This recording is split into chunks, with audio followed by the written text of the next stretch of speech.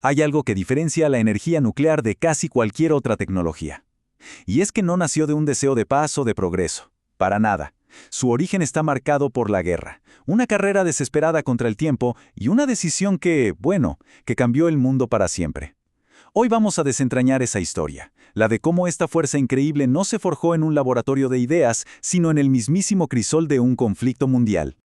Y esta frase de Nikola Tesla, le da justo en el clavo. Captura a la perfección el dilema moral que enfrentaron las mentes más brillantes de su generación.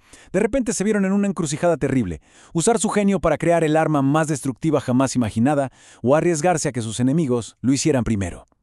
Todo esto empezó no con una gran explosión, sino con una serie de descubrimientos científicos, uno tras otro que en un abrir y cerrar de ojos revelaron el poder inmenso que se escondía en el corazón de un átomo.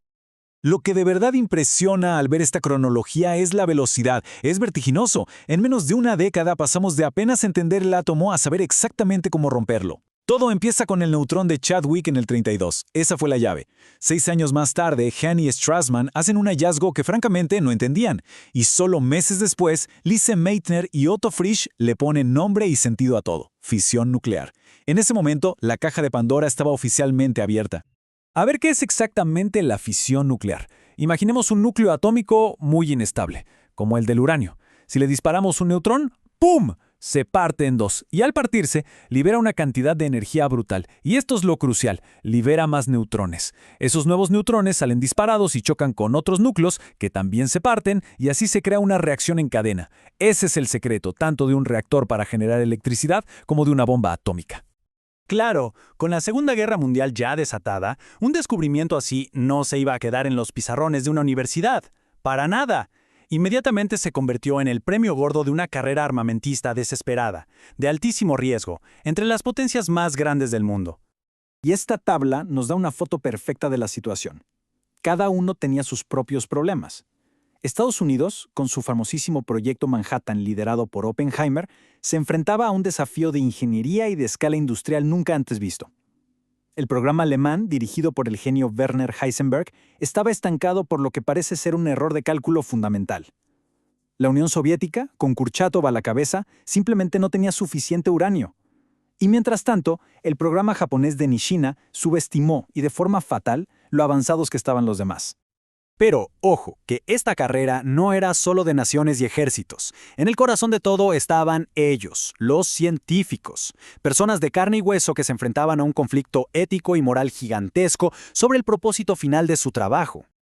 Y las historias de estos dos hombres, Oppenheimer y Heisenberg, son el reflejo perfecto de ese dilema.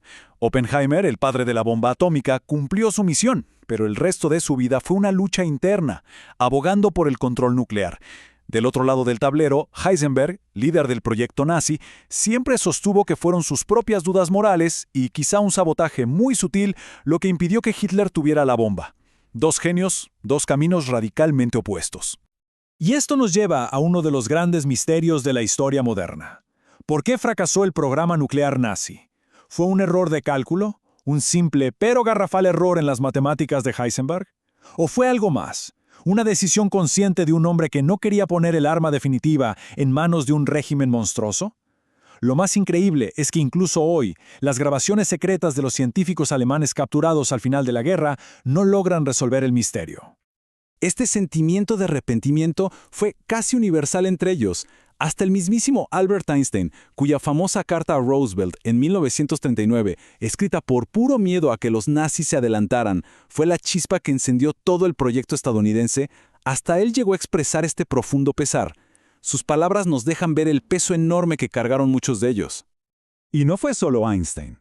Richard Feynman, uno de los físicos más jóvenes y brillantes de Los Álamos, también describió una sensación de culpa terrible después de ver la primera prueba.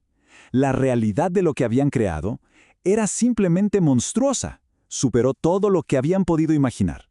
Y así llegamos al clímax de la historia, el momento en que la teoría, los cálculos en la pizarra y los dilemas morales se convirtieron en una realidad absolutamente aterradora, marcando un antes y un después en la historia de la humanidad. En cuestión de semanas, el mundo entero entró de golpe en la era atómica. La prueba Trinity, en medio del desierto de Nuevo México, confirmó que el arma funcionaba. 21 días después, Hiroshima. 3 días más tarde, Nagasaki. Y menos de un mes después de eso, la guerra más sangrienta de la historia había terminado. Y es fascinante desde un punto de vista técnico que no se usó una, sino 2 tecnologías totalmente diferentes. Little Boy, la de Hiroshima, usaba un diseño de uranio bastante más simple. De hecho, era tan confiable que ni siquiera se probó antes. En cambio, Fat Man, la de Nagasaki, era un diseño de implosión a base de plutonio, muchísimo más complejo.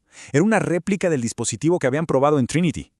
Pero claro, detrás de toda la ciencia y la estrategia militar está el costo humano. 140,000. Ese es el número de vidas que se apagaron en un solo instante, el 6 de agosto de 1945.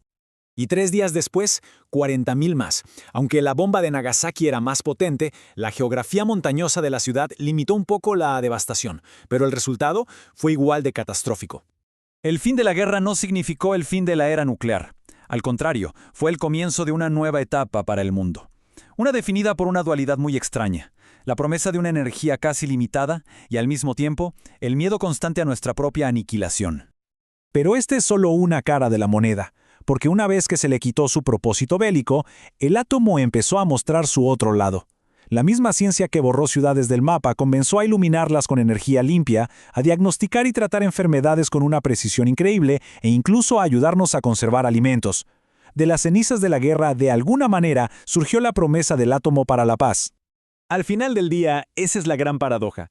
La energía nuclear nació marcada a fuego por la guerra y la destrucción, y a pesar de todos sus beneficios pacíficos, que son inmensos, esa sombra todavía la persigue. La pregunta sigue en el aire. ¿Podrá esta tecnología superar alguna vez el estigma de su nacimiento? ¿Llegará el día en que la veamos solo por su potencial para mejorar a la humanidad? Es una pregunta que, sin duda, vale la pena reflexionar.